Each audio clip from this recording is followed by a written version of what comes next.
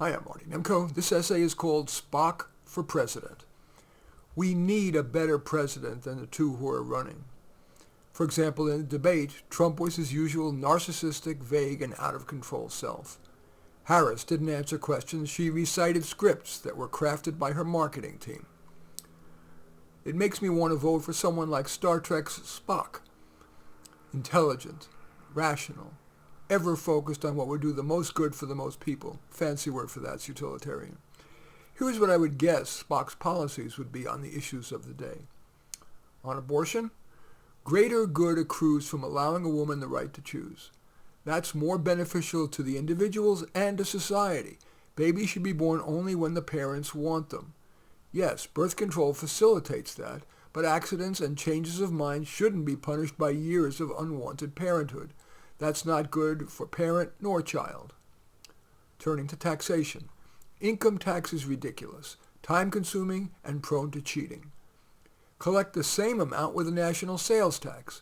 The side benefit of that?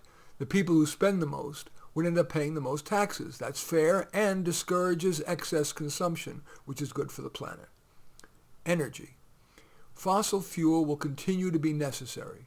It should be supplemented, not just by solar, wind, and geothermal, but by nuclear, a virtually unlimited source of clean energy. Modern designs are very safe. Sure, additional research might be done, but that shouldn't mean decades more over-regulation, which has precluded building new plants. Trade. Nearly every economist agrees that tariffs don't work. They may protect an industry, such as the U.S. car industry, but the main result is that consumers and other businesses pay higher prices or are forced to buy lower quality U.S. cars than, for example, Toyota or Subaru. Free trade works better. Immigration. Uncontrolled immigration yields great net negatives. We need tight borders, careful screening of immigrants, and illegal immigrants must pay significant penalties or be returned to their home country without undue due process. We should not be allowing illegals to get a better deal than do the millions of immigrants who went all through those hoops to come here legally. Education. Cut the bureaucracy by 3/4. We have a big federal, state, regional, local, district, and county bureaucracy in education. Give the savings to the individual schools or back to the taxpayer. Most of the bureaucracy is about increasing government's power without enough evidence that improves student learning, let alone their lives. The Teachers Union, the American Federation of Teachers, and its local arms is inimical to student learning. For example, they've twisted the arms of government so that teachers get lifetime tenure after just 2 or 3 years. A teacher may be okay for 2 or 3 years, but after years more may burn out. Yet union lawyers will defend most of them, saddling children with bad teachers for decades. We don't give tenure to other workers, from laborers to lawyers. We certainly shouldn't give it to teachers, who are key to our future. Also, we must replace teachers, or at least much of the homework, with lessons taught online by world-class teachers. Housing. Many people work hard so they can afford a decent home in a decent neighborhood. Current and planned policies insert low-income and disproportionately high crime and high noise apartment buildings in nice neighborhoods. That's demotivating and unfair to deny successful people the right to a decent home in a good area. All people independent of income should not have the right to live in a nice neighborhood in a coastal suburb. Indeed, if dorms and dorm food in iffy areas like the college students at Columbia, Penn, and USC are good enough for elite college students, they should be good enough for the poor. The Middle East. It was foolish for the UN after the Holocaust to place Israel as a sliver of desert surrounded by masses of millennia-long enemies. Stop arming Israel and Middle Eastern countries and use the savings to establish what I call New Israel, like an Indian reservation, in an Israel-sized sliver of land from the massive forest land north of New York City, home to 3 times as many Jews as live in Jerusalem. Any Israeli could emigrate to New Israel, subsidized if necessary.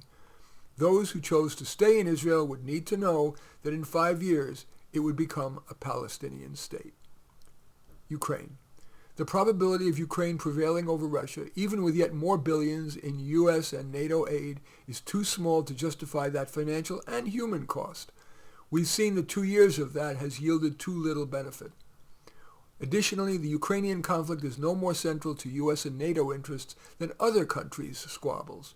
If we fund Ukraine, we'll continue to attempt to be the world's policeman with an America in deficit and a world that is harder to police. Transgender. Transgender people should have equal rights, but we have been devoting too much money and effort relative to their small population.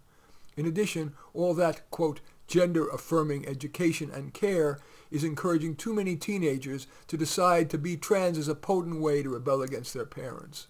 It used to be that wearing lipstick at age 12 would do it. No longer. The legacy media and social media.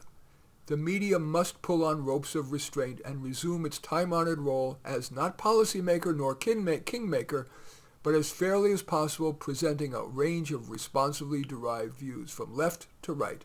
Not all wisdom resides on the left. And finally, artificial intelligence. Guardrails are necessary, for example, to reduce terrorism risk, but the poobahs are putting a heavy liberal thumb on generative AI results. That, when the media, including Google search results and college, already do that. Again, not all wisdom resides on the left.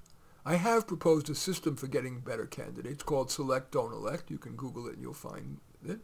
Alas, we are stuck with Trump, or more likely Harris. A Spock would do better. In any event, that's essay is called Spock for President. I welcome your thumbs up and accept your thumbs down. I always look forward to your comments, and especially like it if you hit the share button below. Share on your social media so that my efforts can have broader impact. And I am flattered if you choose to subscribe to my channel.